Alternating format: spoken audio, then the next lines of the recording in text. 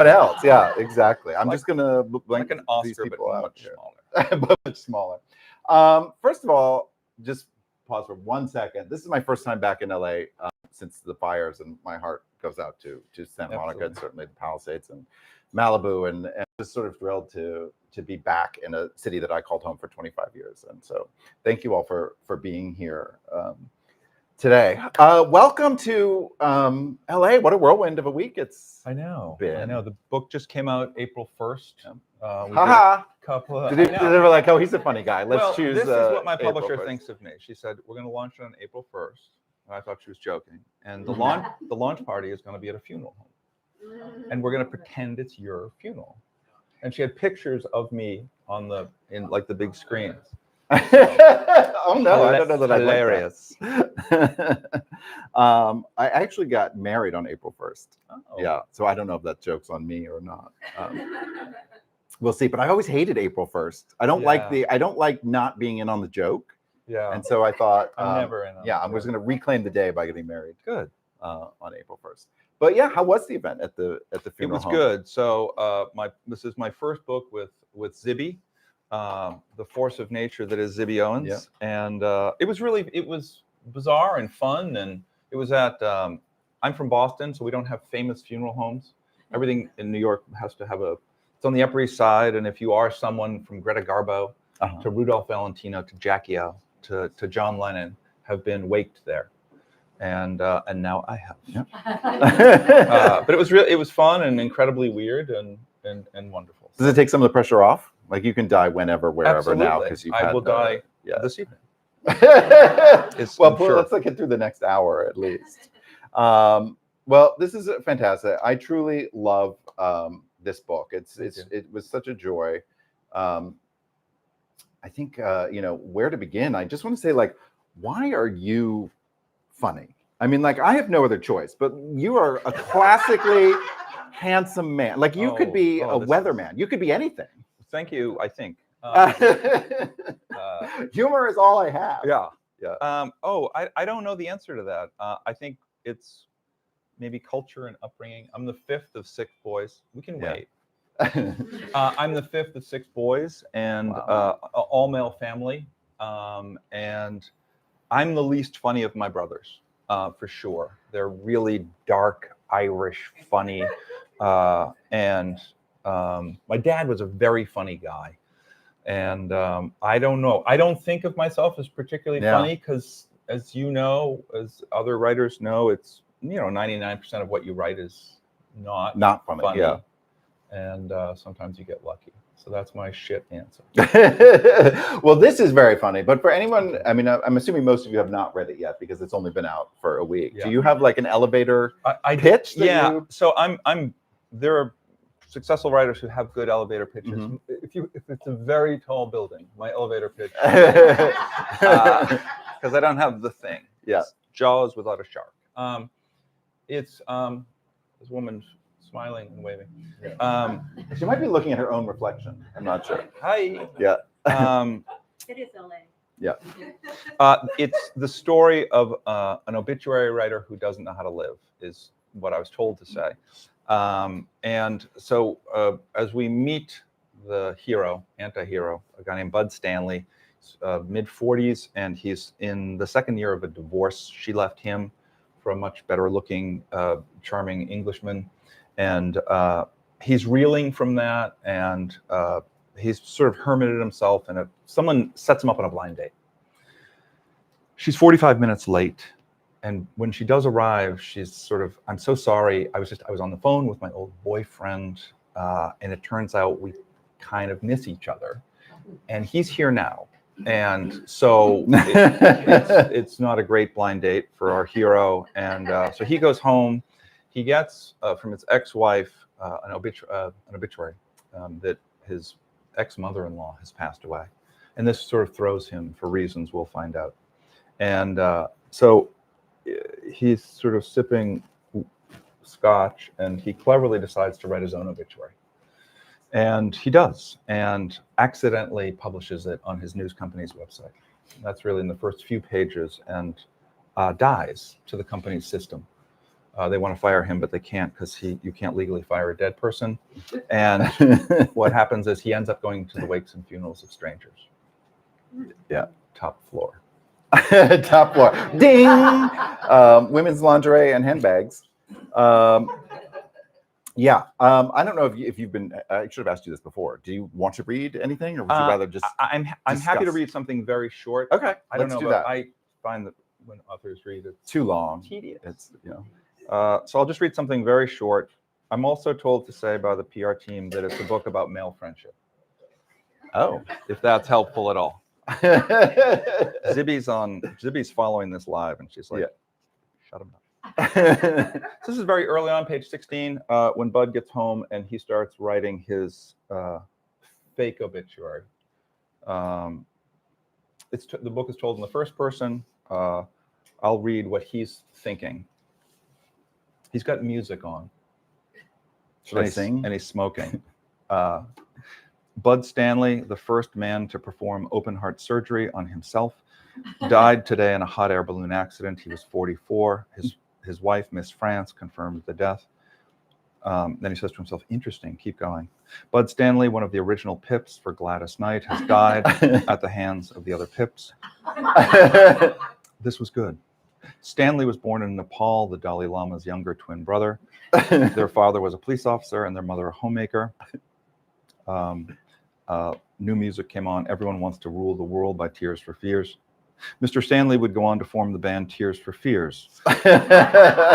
Though refused to take credit for the songs he wrote, Stanley was married anywhere from 4 to 9 times. His wives, all friends, praised his unique lovemaking technique.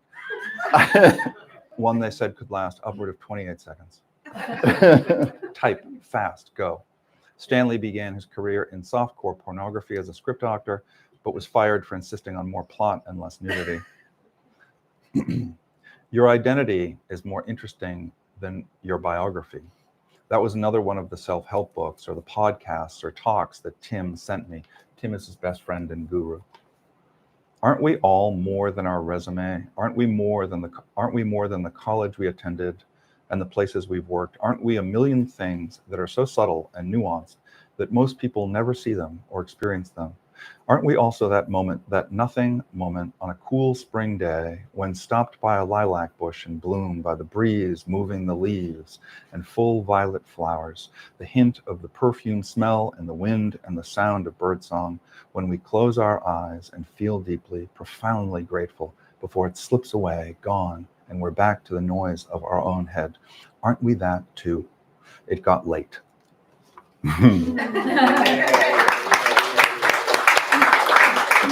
That's great, because I feel like writing humor in a novel format is a terrible return on investment. Like, if you have designs on being funny, do it in any other format than writing a novel. Because, absolutely. By the way, you come up with a great line like "at the hands of the other Pips," and you're chuckling to yourself, maybe, or this is what I do when I can make myself laugh. And then I think, oh, it'll probably be 1.5 years to 2 years before anybody reads this. And oh, by the way, we're not even in the room to get the laugh, if there is.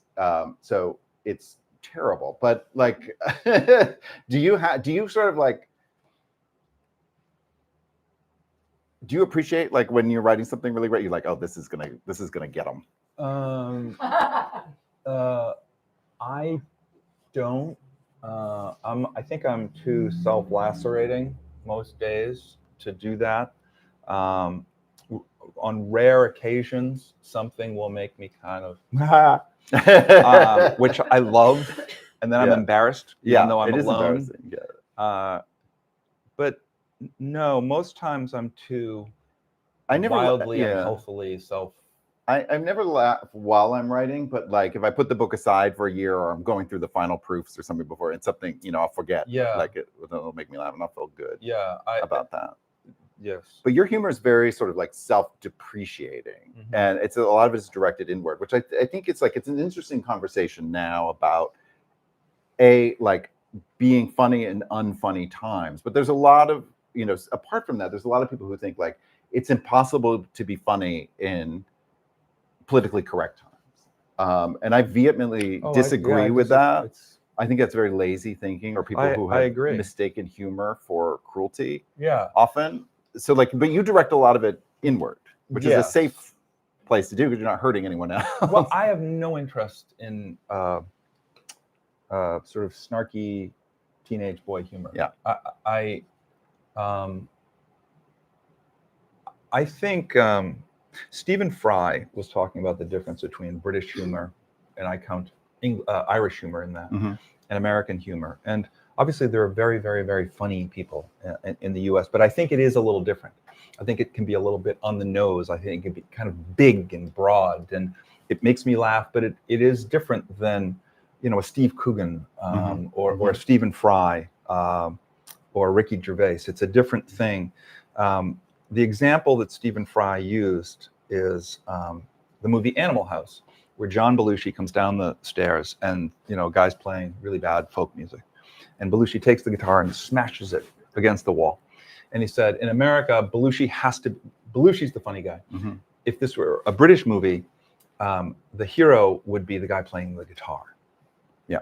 And I thought that's a perfect way to describe, because it's actually funnier because he gets hurt. And that's funny to me when my character is a mess, he's just a mess. And I like wounded people, and I like wounded people sort of failing, and maybe just a little rise at the end. Yeah. But what is it about? I think I write a lot about grief as well. I've funny books about grief. What is it about grief and humor that sort of really feels like a natural marriage in a way? Because I think, and I've been on the other side many times, and it's such a privilege to sit here and chat. I think there are writers who know things. Virginia Woolf knew things, and Philip Roth knew things, and Alice McDermott knows things. I don't know anything. Yeah, no. So please take all of this with a grain of salt. I'm simply going to try my best. Hashtag team know nothing. No, and just try to answer the question as honestly as I can. I find I have no vocabulary for grief. And that's kind of what's interesting to me, is that I grew up in Boston, an Irish Catholic. I'm very much the product of that. It's not a company I'm particularly interested in being a part of at this point in my life. But I find the more intense, grave a situation, the funnier it is, because it's awkward. The catalyst for the book was, it was 2019. As I said, I'm one of 6 boys, the 5th of 6, and there's a big age gap, Irish Catholic parents. And it was 2019, and my dad, both grandfathers were all firefighters, big, strong, handsome guys. And my brother Tom became a firefighter as well, big handlebar mustache. I describe him as a man best photographed in sepia. And he was the man, like, could build anything and do anything, like most of my brothers. Then there's me. Yeah. And Tom he was at 9/11 and was a rescue worker there. And if you were in New York at the time, it was like today. It was gorgeous, clear blue skies, but it was hot. And so all of those firefighters were breathing in that toxic and many air, and many of them got sick. Tom got pancreatic cancer. And so my brothers and I were visiting him. And his wife's a nurse. He was in great care. And he had, as he said, he had never worked a day in his life. He loved his job. He loved firefighting and caring for people. And but he was he had a very dark sense of humor, a man of very, very few words. He made Stoics look chatty. And so I was visiting a lot, and then we got a call saying, should come soon. And so I arrived first, and my other 4 brothers were on their way. And Tom's still himself and got the thing up, but thinner and a bit gaunt, but still chatty and chatty. How you doing, Tom? Good. Dying. And so we chat for a bit, and I hear a car pull into the driveway, and I see it's my other 4 brothers. And I turn to Tom and I say, the others are here. And with just perfect timing, trying to keep a sort of Buster Keaton face, but a little grin, he drops his head, drops his arm, and says, tell them they're too late.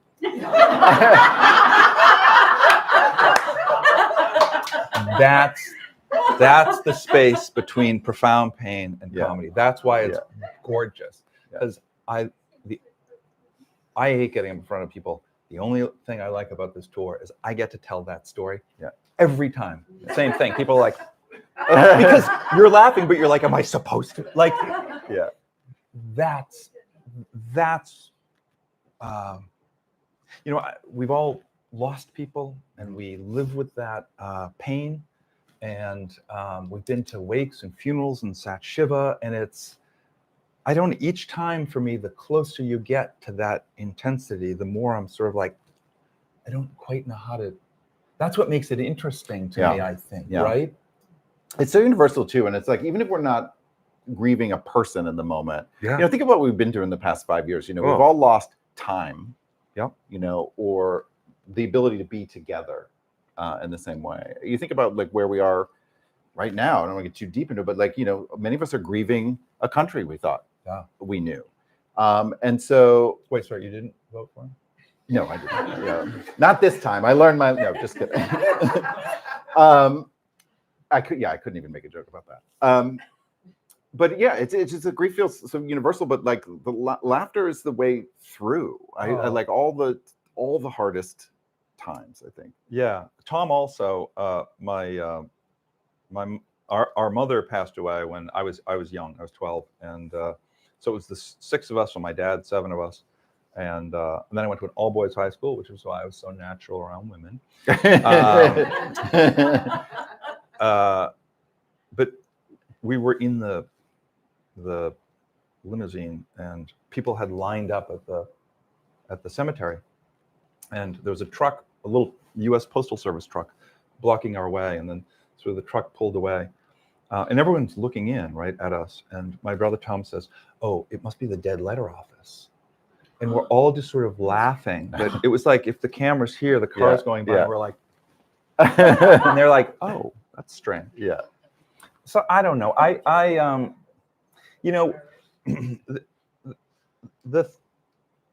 One of the lovely things about getting to sit down and write, I think it was Joan Didion who said, I only know what I think when I write.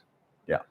And it's sort of like when you talk with a friend, you kind of only truly know what you feel or think when it comes out. You're like, oh, I guess that's how I feel about that. And I found words for it, for the sort of ineffable feelings. But we all carry around grief with us in different ways, everyone. And I guess what I sort of thought and tried to infuse is I've tried to ignore grief and run away from grief and eat my way out of grief, or binge watch movies, or exercise my way out of grief. Just go away. But I think it's like a Twilight Zone. Like there's that Twilight Zone where the woman's driving across country and there's a hitchhiker. She's like, she goes another 100 miles and fills up, and he's there. That's what I think grief is. It's like a tattoo, right? It's grief is very patient and says, look, when you're ready to talk, let's do that, because it's like a divorce. It's like you think you're getting rid of them, but they're there, and you have to decide how you're going to go forward with grief. And I think it's like you will laugh again, but I'll be there, and you'll love again, but I'll be maybe more gossamer and vaporous, but I'll be there, but we have to sit with it and be with it, which is awful. So yeah, what a fun talk. We can move on from that. I was listening to you talk too. It's like sometimes I don't even know what my book. People are, what is your book about? And I'm like, I don't know. You tell me. That's great. I love that, because I don't know. Even the effect of writing it down, I still don't. But don't you find too? You have a clearish sense. I forget who it was who said writing a novel is a bit like driving on a country road at night with just one headlight. Yeah. Yep. And you think you have a pretty good sense, and you're sort of like, oh, I don't that. Yeah. And that character. Yeah. So that's lovely. That's it. Yeah, that's exactly it. And I also think, like, I've never thought of myself as a humorous writer, but since winning the Thurber and all that, it's the pressure now. It's like people come to you for and the money. You feel this, yeah. But they're like, I'll pitch a new idea for a book, and they'll be like, well, it's going to be funny, right? It'll be funny. There'll be jokes. It'll be funny. And I'm like, I just think, but I don't think of myself as a writer of humor. I think of a writer of the human condition, and it just naturally kind of comes out funny because that's how I don't want to be thought of that way. Yeah. I mean, it's too much pressure. It's a lot of pressure. And I'm going to run out of jokes. I do think, though, I did an event a few nights ago with Matthew Clam, who I think is just a superb writer. Sam the Cat, if you've not read it, it's a collection of stories. It came out when he was annoyingly young. And he wrote a wonderful novel called Who is Rich, which I highly recommend. He's one of the few people who can really make me laugh out loud, yourself being one of them. Because it's a small group. I think it's hard to be funny on the page, and I'm not claiming I am.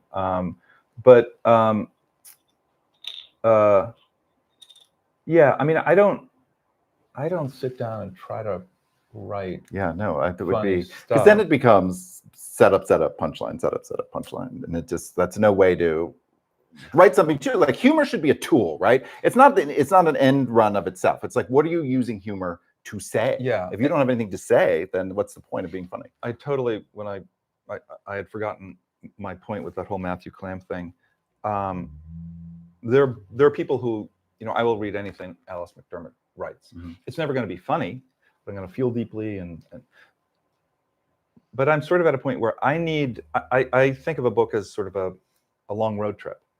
I need someone with me who has a sense of humor, who I want to learn and feel and be surprised.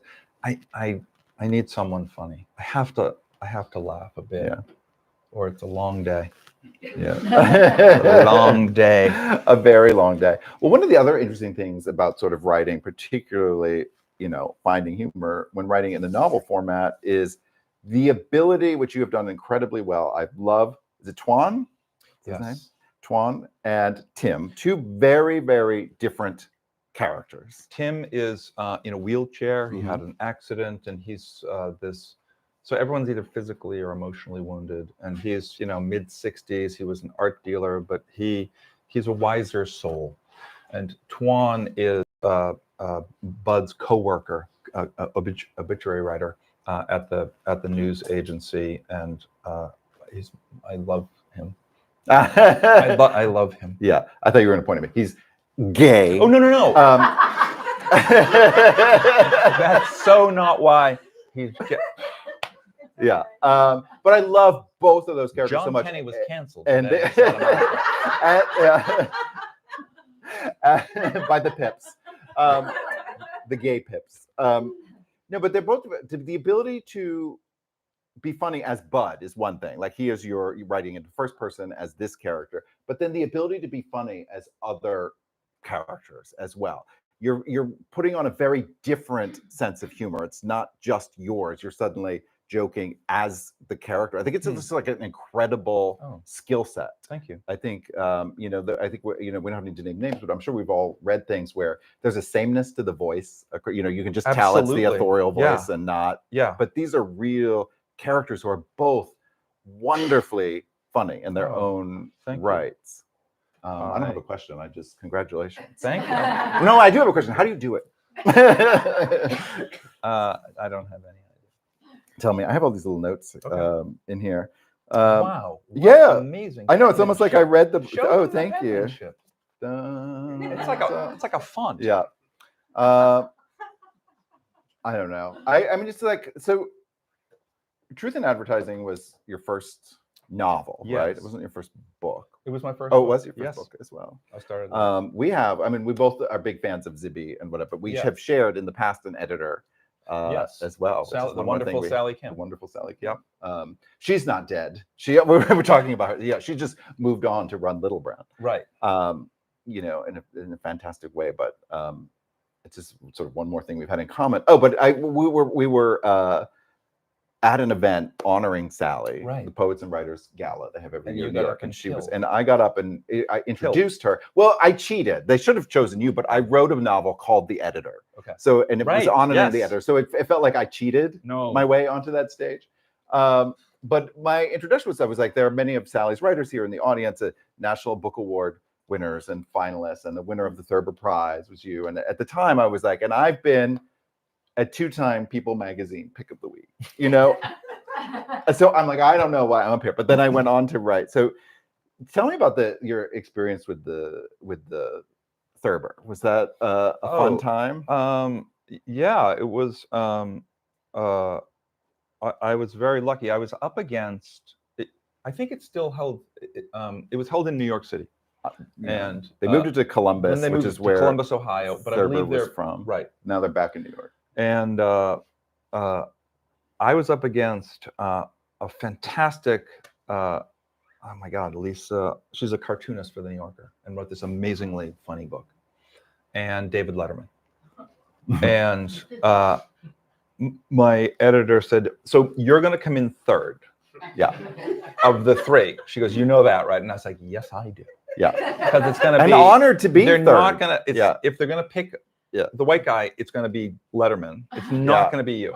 And so you have to get up and do basically 10 minutes of stand-up. And it's at Caroline's Comedy Club, and I was shaking. I had never really done that, and so I got up and I said to the Thurber people, "Letterman's not going to be there, right?" And they said, "No." So Caroline's is a block and a half from the Ed Sullivan Theater, where he taped the show, and so I get to Caroline's, and it's a really neat event because there's a lot of New Yorker writers. Calvin Trillin is there, and Ian Fraser is there, and Susan Morrison, and who runs Shouts and Murmurs up in New York. So there's a lot of pressure. Very funny people. So we're almost ready to start, and in walks David Letterman, Barbara Gaines, his longtime executive producer, and Bill Sheft, his longtime head writer and the writer of his monologue, who's been nominated for 9 Emmy Awards. And they sit in the front. Caroline's Comedy Club is this big. Letterman's there. Yeah. And I'm like, oh, so Lisa can't be there because she's getting another award somewhere else. And her husband's there. And he gets up and he tells this tear-worthy story about Lisa and how they met at Thurber House. And my wife leans over at the time and she says, "You're dead." Yeah.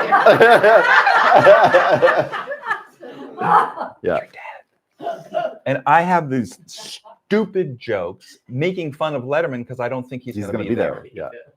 And I'm just like, so and people are like crying and laughing at this guy. And then it's like, "John Kenney, could you?" And I get up and it was brutal. And, but I hadn't prepared anything. So when they called my name, I thought, but that's why I'm incredibly rich and fly first class. So. Because of the $5,000 pre-tax prize. For those of you who don't know, some winner, David Sedaris is a winner. Jon Stewart is a winner. Patricia Lockwood, James McBride. I don't know how our names are in here.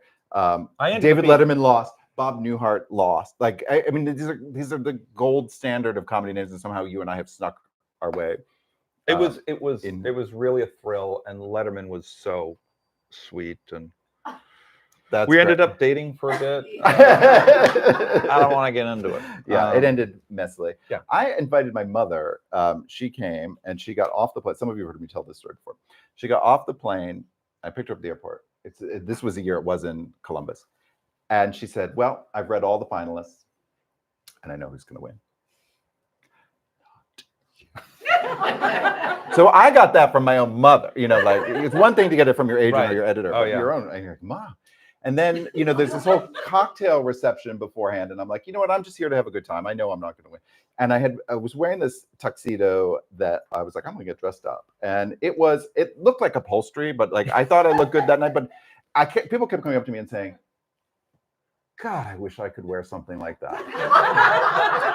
And at first I was like, "Oh, it's very easy. You put one leg in one fabric tube and the other leg in the other fabric and pull your pants." But the 10th time you hear that, you're like, I don't think this is a compliment.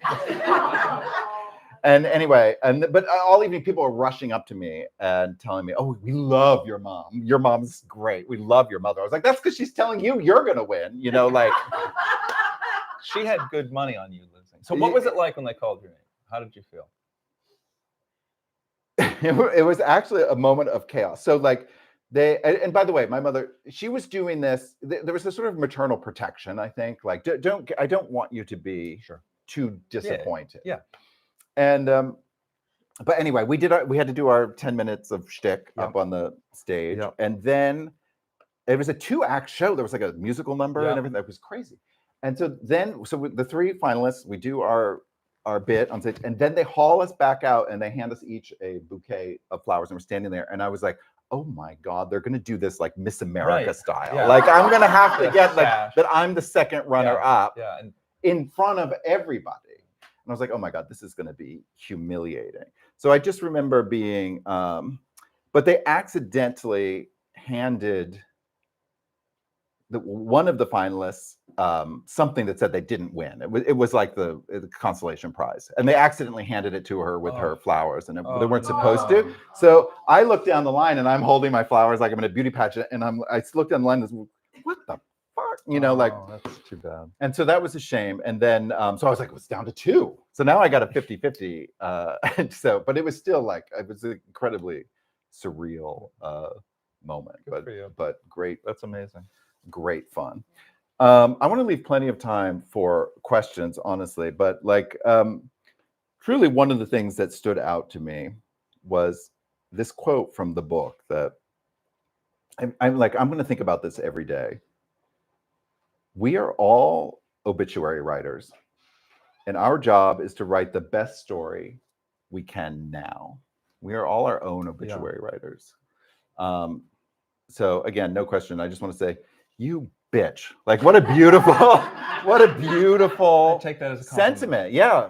No, I'm jealous. I came across a really interesting quote. There's this 3,000-year-old epic Indian poem called the Mahabharata, and in it there's a story, the Bhagavad Gita, and one character says to the other, what is the greatest wonder in the world? This is 3,000 years old. What is the greatest wonder in the world? And the answer is, the greatest wonder is that every day people die, but people walk around as if they are immortal. And I was so struck by that because I have flitted away a lot of time in my life with that sort of, I don't think it's an attitude so much as a blinders, because that thing that walks with you, it's like, no, I don't want to deal with that now. I don't want to deal with that. But that thought stayed with me, and so I guess my elevator pitch, if I can revise it, is Bud is trying to learn that whether we like it or not, we write our obituary every day. And it's a hard thing to swallow, because it's hard to stay in that, right? If we go to an event, a funeral or a wake or whatever, I find I'm more awake for a bit, but it dissipates, when someone cuts me off in traffic, or Trader Joe's doesn't have sea salt brownies. It's like rage. Really? So anyway, was there other research you did for the? I did. Yeah, I did. I did a fair amount. I reached out to several different obituary writers. I sort of cold called the obituary writer for the Washington Post, the main guy whose name I'm blanking on, and we did an hour-and-a-half Zoom call, and it was just wonderful. I had majored in journalism and English in college, and I thought maybe I would go into journalism, but I didn't. And one final depressing story. 7 weeks ago, I have a much older brother, and he passed away, and I had to write his obituary. And it was just a surreal experience. And we were super close. He knew he was passing. He was in no pain. I spent a ton of time with him, but his grown daughter said, could you write the obituary? And I didn't know where to start. I gave my father's eulogy, but it is an art form, and it's a very analog, ancient thing in a world where more and more we're losing humanity in art, and especially the written word, because ChatGPT, large language models are so freakish. Anti-technology, but I am anti. Writing should be hard. Emotion is tricky and ethereal and weird, and the writing of an obituary, the writing of anything, should really try hard to plumb something and not be facts, and not be easy and facile, and which mean the same thing. And so obituaries matter, I think, and the process of doing them matters. Anyway, well, I'm sorry for that loss, and I didn't mean to sound always callous end with the depressing afterwards. But Tuan, the character, when Bud shows up to work in the morning, Tuan says, "The good news is someone has died today." Yes. And the reason he says that, right, is because it is such a privilege to write and someone's obituary. I'm so glad you said that. I really am, because the first line of the book is the good news is someone died today. Yeah. And I remember writing that and thinking, oh my God, I'm so clever. That's so funny. But it's cheap. It's a cheap line unless there's substance behind that. And that's the point of the thing, that it has to be the good news is someone died today, because it will remind us that this is it. And it's hard. We just have to sort of remind ourselves each day. There are these, I think they're Catholic nuns who practice something called memento mori, which is Latin for, depending on how good your Latin translation is, roughly, remember that we die, right? And the Buddhists talk about how if you think on death 5 times a day, you'll live a happy life. I love that counterintuitive nature, because it's a new thought to me, that instead of putting that aside. So I think that was, Anyway. Does everybody read acknowledgments when you read a novel? I love acknowledgments, but that's how I would have. That's how I discovered about your brother. Yeah, the firefighter. Yes, I dedicated the book to Tom. Yeah, because he paid me to.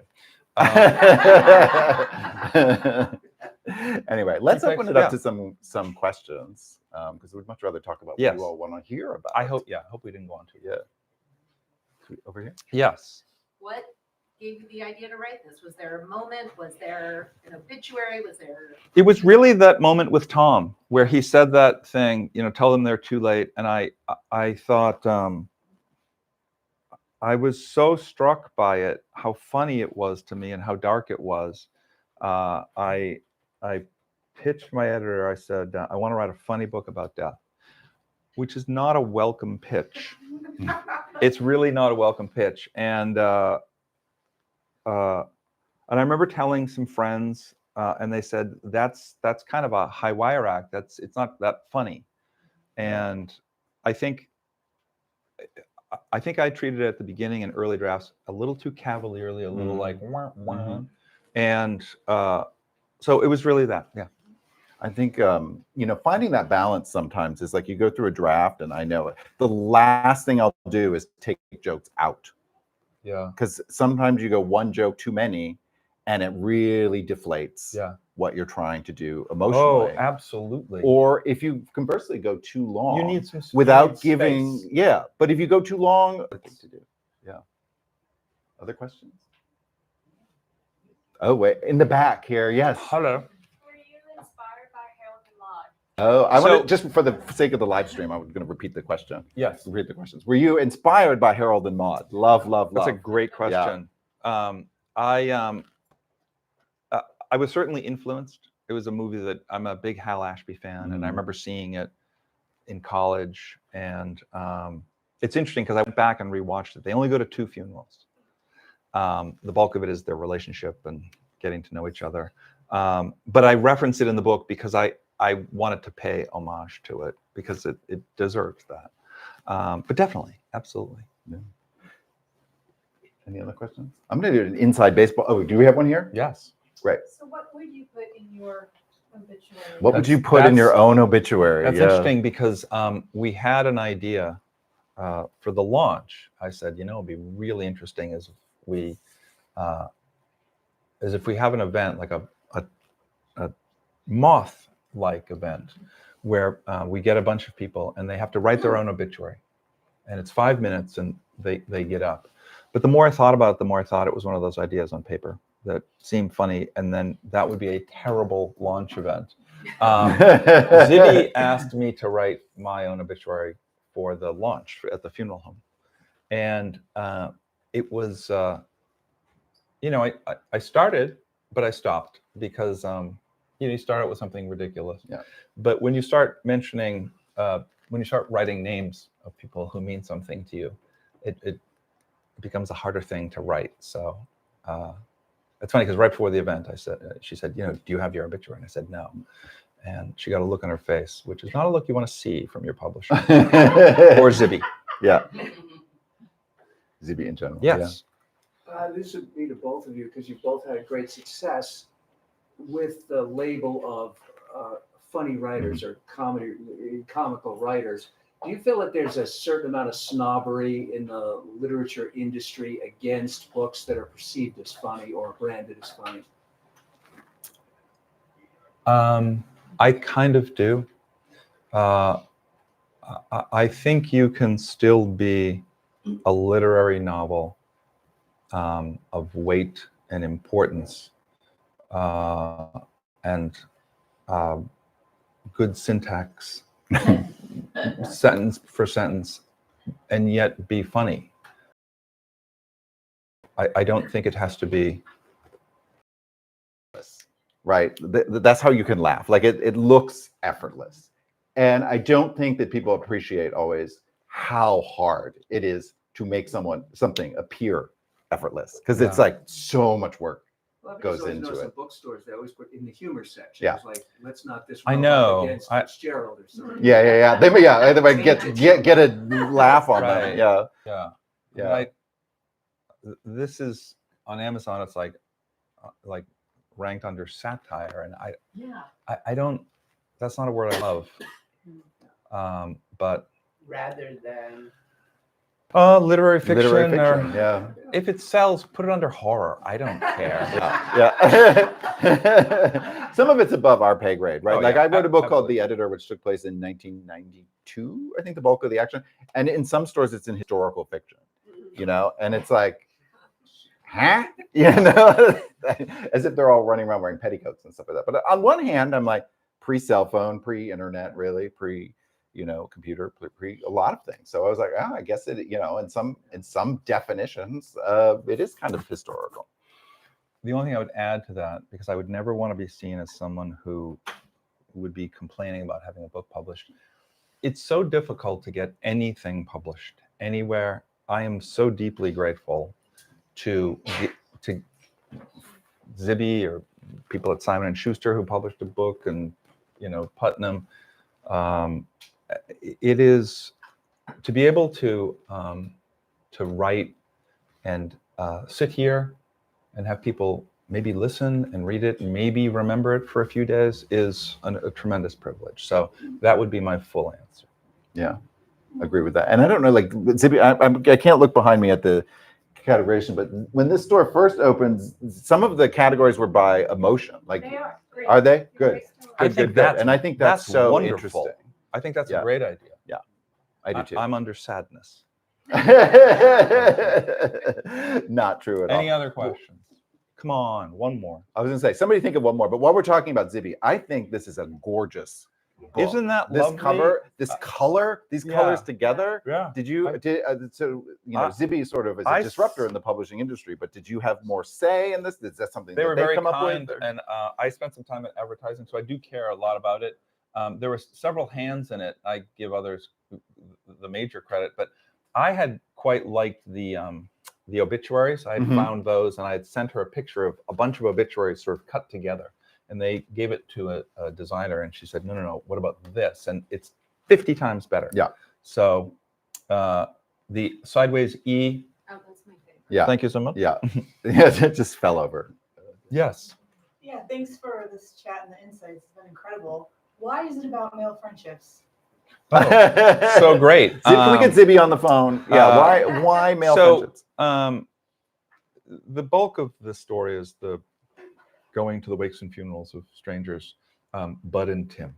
Oh, So they go together okay. to every wake and funeral except for one. And it's not something I was particularly cognizant of in the writing of it. But several people have talked about it at some of these readings, how male friendship is that people are writing stories about it. And it's interesting because in your 20s, maybe you have a ton of friends and acquaintances, and then life gets a little more, it winnows, and you have a few. And I'm at a point where I really only have a couple of guy friends. And I think if I can generalize, and I'm happy to be told that I'm wrong, women seem to interact differently. There's a lot more listening, I think, and there's eye contact, which is weird. Men sit at like facing, and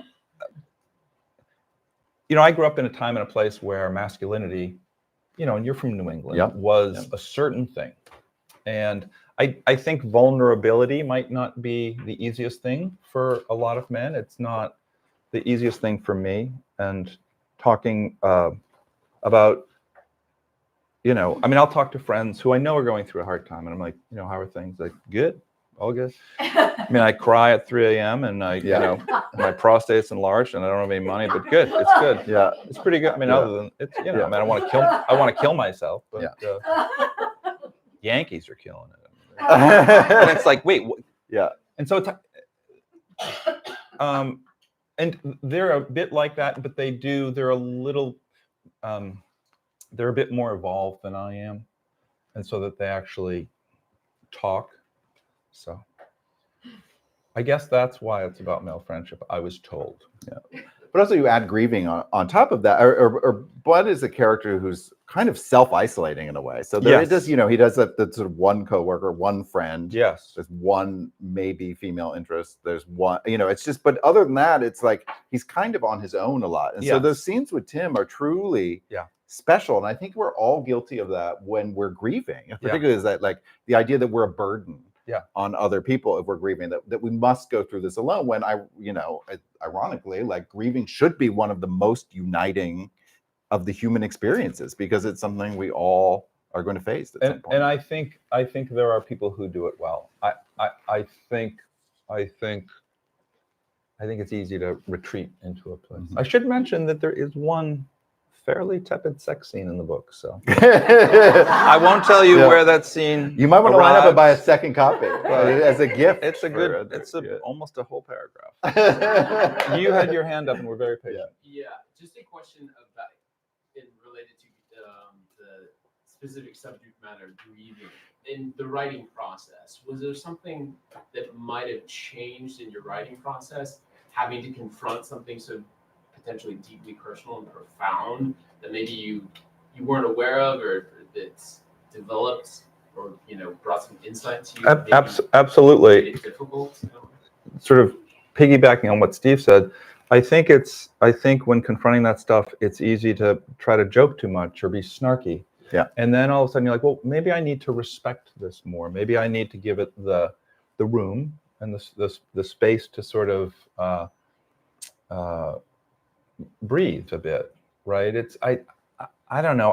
I find snark, and like I hate cynicism and snark and easy, and which is my natural default in a way, because I'm an idiot. It's like I'm 12 years old, but it absolutely did. I didn't want it.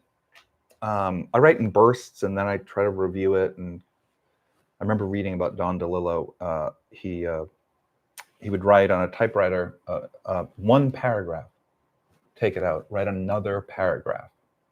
And I found that fascinating because of the care he took. And so I didn't want, if you're going to write a book about death, you damn well better respect it. So I hope I did. You'll be the judge. And if you didn't like it, don't call me, okay? So, and there's no return. Call Zibby. I would almost flip that reverse that almost. Like I'm someone who like I've written it now, almost 6 books. They all sort of touch on grief, and I think people who must assume that I knew like a busload of people who went off a cliff by the amount that I write about grief. But I suffer from a lot of anticipatory grief, and it's true. Like I'm afraid almost of grieving, and through the writing process, I've become less afraid, I think, of grieving. So the act of writing about it has changed me as a person and a writer. That's very interesting. Yeah, now we'll see, but yeah. That's Yeah, but I think that I think that we all do that. We know we're going to lose somebody. We start grieving, or we can be in danger of pulling away from them. Even before we lose them, because we're so afraid of the grief, and that is something I would. No, there are people I would love to pull away from. Soon. Yeah, there's celebratory grief. Yes. Yeah. Any final questions here? Oh, I belong to a book club, and I have a friend that belongs to a book club too. And 90% of what we get every month is so depressing. I've already checked the next 3 books. I have no interest in them whatsoever. Yeah. And I keep saying, can't you get something like Nora Ephron? Sure. She feels grief. She has cancer, but she makes everything funny. There's a twist to her writing that. Well, can I interest you in some books? Yeah. But no matter when the time, right? Whether it's the Great Depression, World War II, Vietnam, Watergate, now we're living through some very intense, heavy stuff, and it's amplified a billionfold by the phone because it's nonstop. It's just nonstop, and it's impossible to be present, and your head is a mess. I don't know. I said it earlier. You have to find some humor in it. It's a long day without but it. it's really also is. it's the spoonful of sugar, right? That helps some of these, dark, to help us tell tales about dark times. It's like adding the humor on top of it. Makes it so much more palatable. As does wine.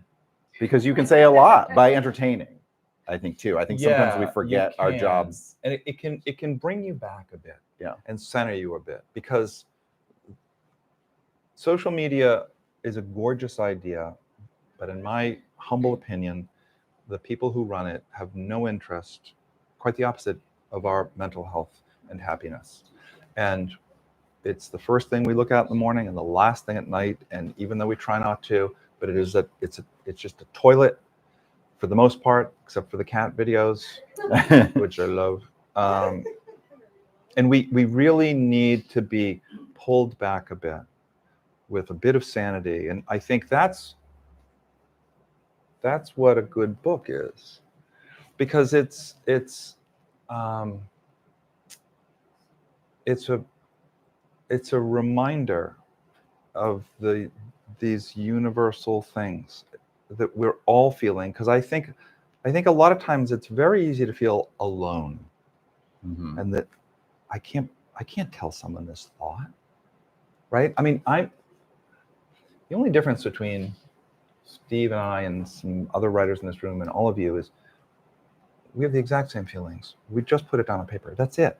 We feel the same things, the same loss and profound anxiety and sexual impotence, whatever.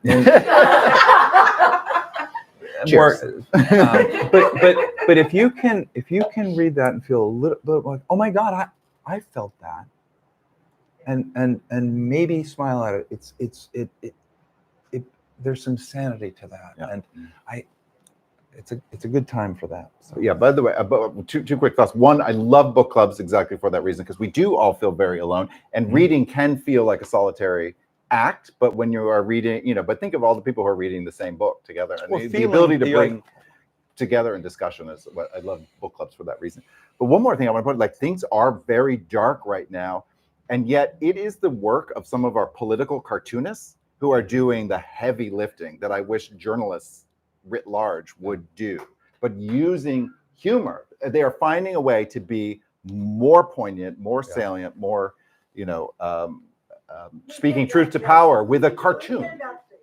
What? Colin Jost and Michael Chen, Uh-huh. Weekend Yeah. Update. Yeah. It's so brilliant. Yeah. So spot on, so quick, so nasty, that you just laugh. Yeah. Yeah, indeed. Mostly about Trump and his very laughable. All right. Anything else? Final thoughts?